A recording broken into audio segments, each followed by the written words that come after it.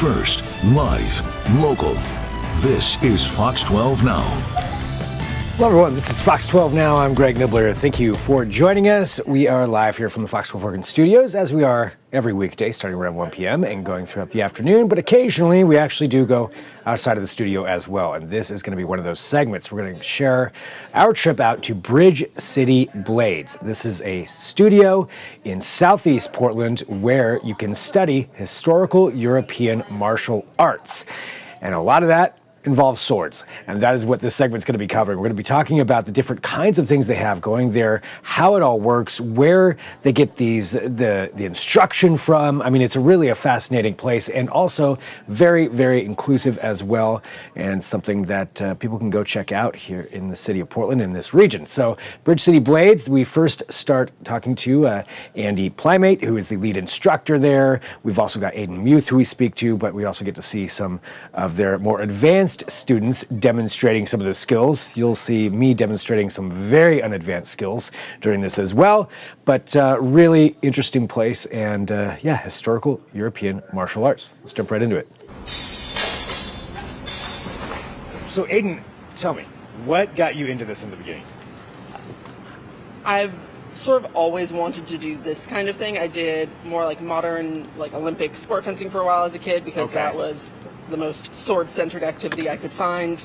I did a lot of other martial arts kind of throughout my life, and then just, I guess about a year and a half, almost 2 years ago, found Bridge City Blades, and they were doing exactly the kind of thing that I had always really wanted to train in. And why is it that you wanted to train it? Was it you saw it on TV or a movie, or was it anything that inspired you to it? Yeah, I think it was definitely a big love of fantasy as a kid, Lord of the Rings, Hobbit, that kind of thing, and then that also kind of transitioned into a real love of history. My day job is I'm a social studies teacher, so it's kind of that nerd background combined with a real love of doing martial arts, and I say it's kind of like the melding of my nerd and jock tendencies in like a perfect combination. The whole perfect storm right here, of all of that, and that historical aspect too, which I think is really fascinating. Yeah.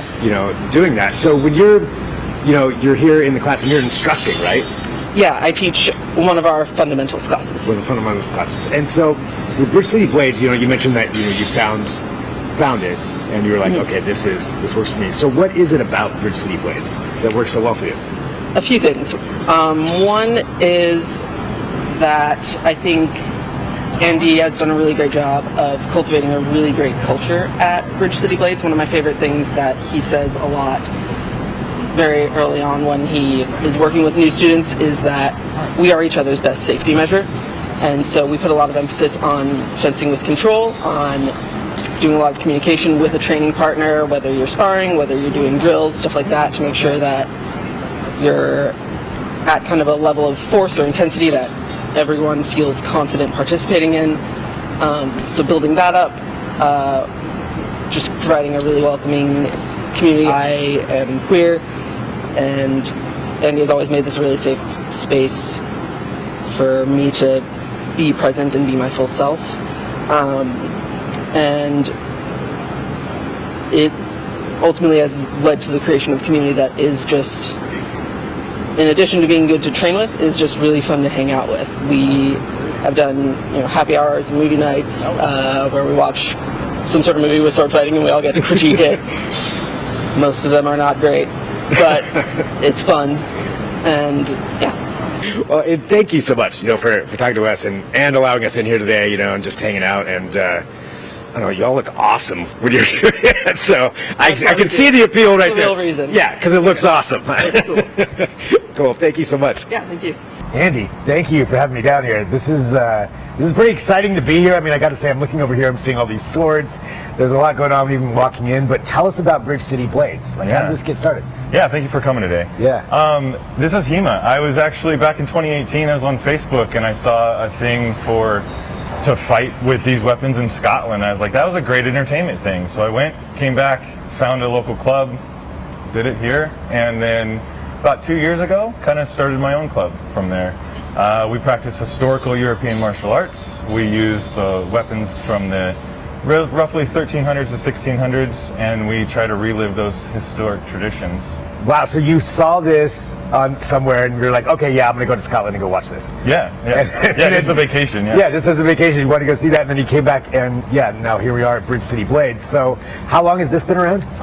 We've been around for about 2 years. We've been in this space just a couple months. Okay. We've been doing it in the park for a long time. I really started the club as a place to be welcoming to new beginners. A lot of the time we put on all the gear and it's so overwhelming and it's so fast and it's steel and it's scary, but I really want to have a welcoming place for people to come and get in touch with their bodies, make community in a safe, consensual space. Nice. So you've got this place, people can come down here. I mean, all of that sounds great, but I mean, it is scary. I mean, I heard the steel banging against each other. Like, how safe is this? You can get some injuries, but we generally worry about just like bruising. That was cool. Right? Yeah. Our protective equipment include a fencing mask that is rated for puncture resistance. We have a padded section for the sides of the heads and back of the head protection with a hard plate in it. Our jackets are padded and quilted, and then for the bony parts of our bodies, we have hard plastic protectors, protect the fingers. And then the pants are also puncture resisted with knees and shins to protect the bony bits as well. Well, I mean, I know you've got different kinds of swords and things too. Can we take a look at those? Yeah, that's great. So what are we looking at here? Yeah, so the first thing we have, which is our primary weapon for the club, this is the longsword. This is what would have been used around the 1400s. A knight would have used these weapons. They were generally a hand and a half weapon. They can be used in one hand, or they can be used in two. Okay. If a knight would have used this in armor, he would have held it like a little spear, like this, and he would have tried to get inside of the armor going joints. up under. Yeah, and then people started to duel more in the 1500s, and so they were like, if I'm only fighting one partner, I want to be farther away from them. So they were like, I want to be farther away with a one-handed weapon. So this became the side sword. Okay. It flows, it cuts, and it thrusts both. And then eventually they were like, you know what, let's do away with the thrusting, the cutting, and we'll just make the rapier, the musketeer's rapier. And the rapier became the foil, which we see in Olympic modern fencing today. We also have, this is a saber. Modern saber is actually a descendant of this. This is a military saber, where they would have trained it for officers in a military context. This is they use this in the Sala a lot, but it's a very profile stance, and we just make these arm cuts with quick little movements like this. Is this something that was used as a sport or actually in competition, or I mean, not just competition, but I mean actually in battle?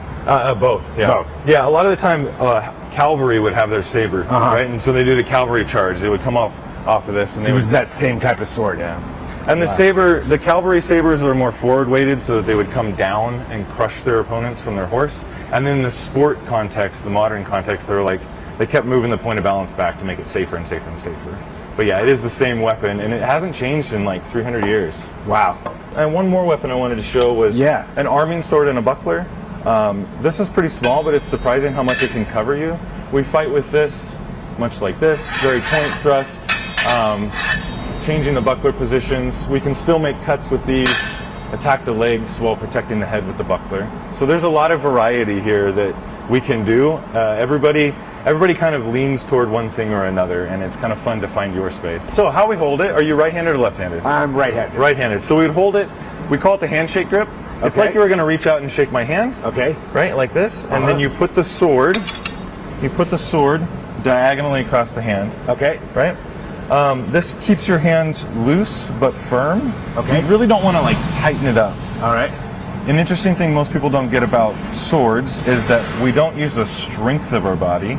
We use the structure of our body, and we use the leverage of the weapon. Okay. So if at any time you're ever like, doing that. that's wrong. That's a time where we go, I'm going to lose that line. I'm not strong enough on that line, so I will choose a different cut path. Okay. So there's that. How we cut. If you set shoulder width apart, and you take your lead foot. Let's take one step forward. Okay. If you take your right foot and you go about 2 foot widths back. All right. And then you put that on your shoulder and your other hand on the pommel. Okay. What we do is we pull the pommel to our chest, and we come out and we step behind it. Okay. I Yeah. probably did that terribly. That's fine. Okay. Just like this. Yep, that's great. All right. This is our basic fendente cut. It's an Italian word for downward strike. Okay. Cool. That's how we would do that. I'm going to let you hit me real quick, and then we'll do another All piece. right. Okay. I'm more nervous hitting you. Now another one. So go ahead and hit me right here as you do that. Yeah, that's great. Okay. One more. Perfect. Okay. I'm going to do that to you real quick. Okay. I'm going to teach you how to parry after this. Okay. Right? Is that okay? Oh yeah, no, it's fine. It's fine? But it is kind of weird seeing a blade come at my head. Yeah. Yeah, right. Okay. So now what I want you to do is I want you to make that cut. As I attack you, I want you to make that cut, and I want you to point right here with your weapon as you make that Okay. cut. Yeah, that's a parry. So now you've just parried yourself. Good. And then I'm going to show this to you, and then we're going to reverse roles. Okay. Go ahead and parry me. And then from here, go ahead and stay there. From here, what we do is we raise our hands to our forehead. I will. Okay. I will raise my hands to my forehead. And when I push the pommel forward, my blade becomes free, and I strike you. Ooh. Okay. Okay? So let's try this with you. So you Okay. attack me. I parry you. Yep. And then push that pommel forward and hit me here. Oh. Okay. This is a move called the Coppe di Volano. This is the peasant strike. It's kind of as if I was a peasant and you were a knight in shining armor, and I were to be like, "I'm going to kill you." You would cut around and kill me. Wow. That's the first move of Fiore de Libre's 1409 text that he describes this.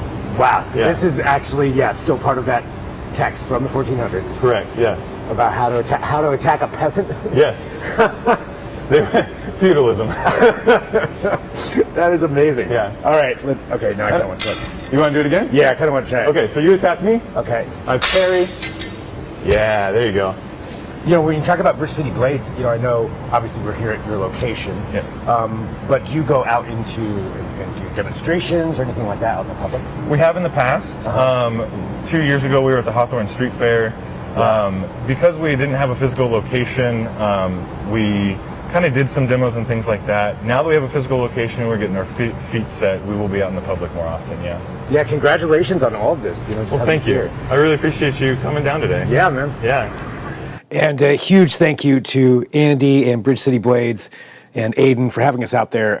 Really fascinating stuff to get to learn more about that. And again, you can check that out yourself. Bridge City Blades, HEMA, Historical European Martial Arts. That's their website. And seriously, it's a lot of fun. I will say one question that I have had asked is how heavy were those swords? They're not that heavy. It's actually pretty light to be able to use, although I would not want to get hit with one of those without some of that protective gear on. They're very safe. They're very serious about the protective gear. Otherwise, there's no way they would have given me one of those swords to have in my hands. But a lot of fun, and a fun thing an interesting thing to check out here in the area. All right, we are going to let you know that this is Fox 12 Now. By we, I mean me. This is our show here that happens every weekday, starting around 1 p.m., going throughout the afternoon. We cover a wide range of topics. So whether there's breaking news, whether it's a deeper dive with a reporter, sometimes we go out into the field, like we did with this one with Bridge City Blades, and or it's just interviews and segments and finding out more about, say, like Portland Water Bureau and their decisions that they made. And we did that one earlier today too. So a lot to digest there. The Fox 12 Oregon app is the best way to watch all of these segments, or kptv.com. You can also find them on our YouTube channel as well. So however you did, thanks for doing so. And again, thanks to Andy, Aiden, and the whole crew at Bridge City Blades. And we will talk to you soon. I'm Greg Nibbler. This is Fox 12 Now.